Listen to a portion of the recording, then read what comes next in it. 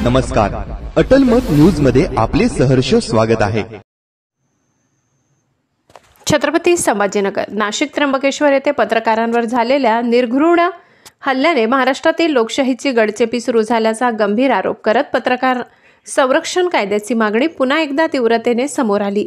या पार्श्वभूमीवर editor and press reporter असोसिएशनच्या वतीने मुख्यमंत्री तथा गृहमंत्री देवेंद्र फडणवीस यांना विभागीय आयुक्त कार्यालयामार्फत निवेदन दिले। त्यात त्यांनी म्हटले की हा हल्ला केवळ गुन्हा नाही तर लोकशाहीच्या चौथ्या स्तंभावर केलेला घाव आहे। पत्रकारांवर हल्ला करणारे गुंड कोणाच्या छत्रछायाखाली हिंडत आहेत हा प्रश्न संपूर्ण महाराष्ट्र विचारतोय।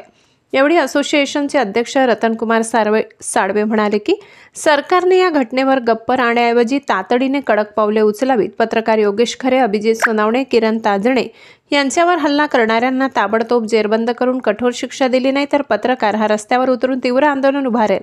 पत्रकारांवर वारंवार होणारे हल्ले रोखण्यासाठी सरकारने पत्रकार संरक्षण कायदा तातडीने लागू करावा अशी ठाम मागणी यावेळी करण्यात आली। तसेच या संदर्भात सरकारची भूमिका स्पष्ट करणारी श्वेतपत्रिका जाहीर करावी, अन्यथा राज्यभर भव्य आंदोलन पेटवले जाईल असा इशारा साळवे यांनी दिला। यावेळी रशपाल सिंग अट्टल, ज्ञानेश्वर खंदारे, संजय सोनखेडे, रूपचंद गाडेकर, मनीष अग्रवाल, बाजीराव सोनावणे, शेख सफीक, नजीमुद्दीन काझी, अविनाश पहाडे, राज ठाकरे, सुरेश क्षीरसागर, नदीम सौदागर, विजय सोनावणे, प्रकाश खजिनदार आदी संपादकासह पत्रकारांची उपस्थिती होती। साहेब, आज विभागीय आयुक्तांना आपण निवेदन दिलं, काय विषय होता? नाशिक त्र्यंबकेश्वर या ठिकाणी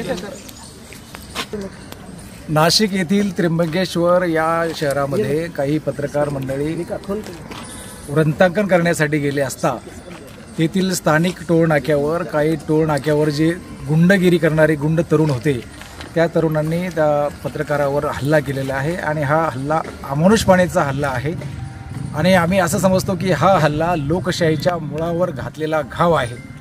अशा प्रकारचे हल्ले जर संपूर्ण शहरामध्ये किंवा संपूर्ण महाराष्ट्रामध्ये जर होत असतील तर मग सरकार करतंय काय, गृह मंत्रालय करतंय काय? जर या महाराष्ट्र राज्यामध्ये पत्रकार संपादक जर सुरक्षित नसतील तर सर्वसामान्याचा प्रश्न हा ऐरणीवर आल्याशिवाय राहत नाही। असं वाटतंय का लोकशाहीचा चौथा स्तंभ धोक्यात आहे आणि गृह मंत्रालय मुग गिळून गप्प आहे, काय वाटतंय? हो, नक्कीच आहे। लोकशाहीवर ज्या पद्धतीने हल्ले आता सध्या सातत्याने होत आहेत, आपण पाहत आहोत की नव्या घटना आपण आता वृत्तपत्रातून रोज आपल्याला निदर्शनास येत आहेत। काही ठिकाणी हल्ले होत आहेत, काही ठिकाणी मॉब लिंचिंग होत आहेत, काही ठिकाणी गाड्या जाळल्या जात आहेत, जिवंत मारण्याचा प्रयत्न अनेक ठिकाणी होत आहे। तर यामुळे नक्कीच लोकशाहीला धोका आहे। गृहमंत्रीपद आणि मुख्यमंत्रीपद सध्या दोन्ही एकाच व्यक्तीकडे आहे, कायदा सुव्यवस्था सांभाळण्यास सरकार अपेक्षित आहे? हो, कायदा आणि सुव्यवस्था राखण्यासाठी गृहमंत्री देवेंद्र फडणवीस हे पूर्णपणे अपेक्षित ठरलेले आहेत की कारण ते जेव्हा गृहमंत्री झाले तेव्हा संपूर्ण महाराष्ट्रामध्ये कायदा आणि सुव्यवस्थेचा प्रश्न निर्माण झालेला आहे। आपण काही अल्टिमेट देणार? आम्ही या घटनेचा तीव्र निषेध करतो। एडिटर अँड प्रेस रिपोर्टर असोसिएशनच्या वतीनं आम्ही आज विभागीय आयुक्त छत्रपती संभाजीनगर या ठिकाणी संघटनेच्या वतीनं निवेदन दिलेलं आहे आणि या निवेदन देत असताना आमच्यासोबत सर्वच सिनियर पत्रकार मंडळी आहेत, संपादक आहेत। या ठिकाणी रशपालजी अट्टल आहेत, ज्ञानेश्वर खंदारे सर आहेत, संजय सोनखेडे आहेत, रूपचंद गाडेकर, मनीष अग्रवाल, बाजीराव सोनवणे, शफीक शेख, नजीमुद्दीन काझी, अविनाश पहाडे, राज ठाकरे, सुरेश क्षीरसागर, नदीम सौदागर, विजय सोनवणे, प्रकाश खजिनकर यांच्यासह सर्व पत्रकार मंडळी आणि संपादक या ठिकाणी उपस्थित आहेत आणि आम्ही आज निवेदन दिलेलं आहे। या निवेदनाच्या माध्यमातून आम्ही आज सरकारला सांगू इच्छितो की अशाच पद्धतीचे जर भ्याड हल्ले, बर्बर हल्ले पत्रकारावर, सर्वसामान्यावर होत असतील तर त्या संदर्भामध्ये पत्रकार हा फक्त पेनच चालवत नाही तर आंदोलन करण्याची ताकद सुद्धा त्याच्या मनगडात आहे। याबाबत मुख्यमंत्र्यांची आपण काही भेट घेण्याची शक्यता आहे? आम्ही आता सर्वसाधारण एक 15 दिवसाचा अल्टिमेटम आम्ही दिलेला आहे आणि 15 दिवसामध्ये जर संबंधित हल्लेखोरावर कडक अशा पद्धतीची कारवाई झाली नाही तर आम्ही शिष्टमंडळासह मुख्यमंत्र्यांची भेट घेणार आहोत। साहेब, काय सांगता?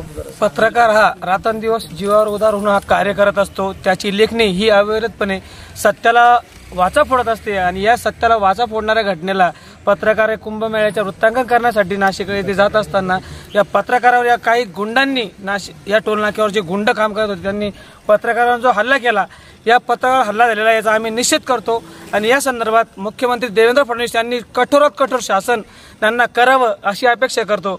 जर लोकशाहीचा चौथा स्तंभ जर सुरक्षित नसेल तर या शासनाकडून आम्ही अपेक्षा काय करणार, हा मुख्य या ठिकाणी प्रश्न उपस्थित होतोय। या ठिकाणी पत्रकारांवर जो हल्ला होतो, बऱ्याच ठिकाणी पत्रकार संरक्षण कायद्याअंतर्गत जो कायदा झालेला तयार, त्यानुसार कायदा त्यांच्यावर कारवाई केली जात नाही। कोणत्याही गुंडांनी जर असा या प्रकारे जर हल्ला केला तर यावर पत्रकार संरक्षण कायद्याअंतर्गतच गुन्हा नोंद झाला पाहिजे, एवढी आमची पत्रकार संघटनेतर्फे मागणी आहे। राज्यातील गृहमंत्री हे फार कमकुवत आहे, कमजोर असल्यामुळे राज्यामध्ये संपूर्ण राज्यामध्ये गुन्हेगारी वाढलेली आहे।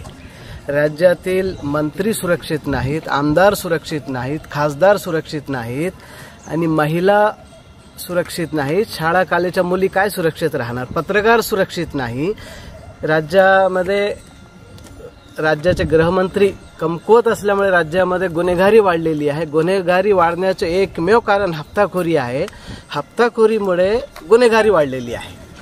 महत्त्वाचा मुद्दा या ठिकाणी सांगायचा आपल्याला महत्त्वाचं मला वाटतं की महाराष्ट्र राज्य सरकारने मोठा गाजावाजा करून पत्रकारांसाठी संरक्षण कायदा आम्ही काढणार आहोत, कायदा आम्ही करणार आहोत, परंतु हे अर्धवट काम झालेलं आहे। पत्रकार संरक्षण कायदा हा अंमलात आणला जात नाही, पत्रकार संरक्षण कायद्याची श्वेतपत्रिका अद्यापर्यंत काढलेली नाही।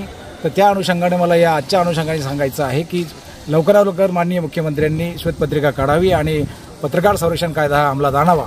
याबाबत पालकमंत्र्यांशी आपण भेट घेणार का? कारण पालकमंत्री सुद्धा सत्ताधारी पक्षाचेच आहेत, ते सत्तेत सहभागी आहेत। पालकमंत्री छत्रपती संभाजीनगरचे आहेत। हो, निश्चितच पालकमंत्र्यांना सुद्धा आम्ही आमची मागणी त्यांच्यासमोर ठेवणार आहोत आणि त्या माध्यमातून आम्ही मुख्यमंत्र्यांशी संवाद साधणार आहोत। धन्यवाद। आपलं नाव? मी रतन कुमार साळवे, अध्यक्ष editor and press reporter association.